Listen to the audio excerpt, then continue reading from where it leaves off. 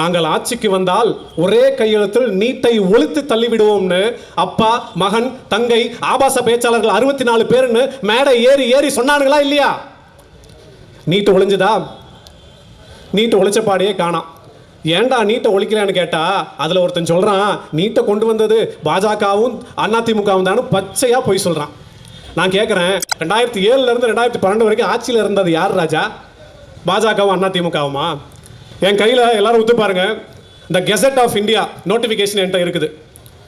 2010 நாங்கள் நீட் தேர்வு என்று ஒன்றை கொண்டு வரப் போகிறோம், உங்கள் மாணவர்களை நீங்கள் தயார்படுத்துங்கள் அப்படின்னு அப்பொழுது ஆட்சியில் இருந்த காங்கிரஸ் இந்த நோட்டிஃபிகேஷனை கொடுத்துருக்கான்.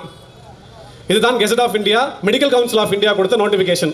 திராவிட முன்னேற்ற கழகம் இங்கே ஆட்சி பண்ணிக்கிட்டு இருக்கு. நம்ம பக்கத்து ஊர் நாமக்கல் மாவட்டத்தை சேர்ந்த காந்தி செல்வன் அவர்கள் மத்திய அமைச்சராக இருக்கிறார். என்ன அமைச்சராக இருக்காரு? சுகாதாரத்துறை அமைச்சராக இருக்கிறார்.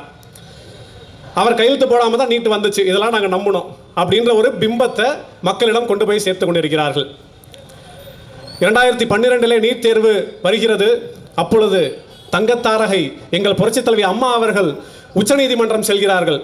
எங்களுக்கு 3 ஆண்டு கால விதிவிலக்கு வேண்டும், எங்கள் மாணவர்களை நாங்கள் தயார்படுத்த 3 ஆண்டு காலம் விதிவிலக்கு வேண்டும் என்று உச்சநீதிமன்றம் செல்கிறார். அதன் பிறகு தங்கத்தாரகை புரட்சித் தலைவி அம்மா அவர்கள் 2016 ஆண்டு மறைகிறார். 2017 மாண்புமிகு புரட்சித் தலைவர் எடப்பாடியார் அவர்கள் ஆட்சியை அமைக்கிறார்.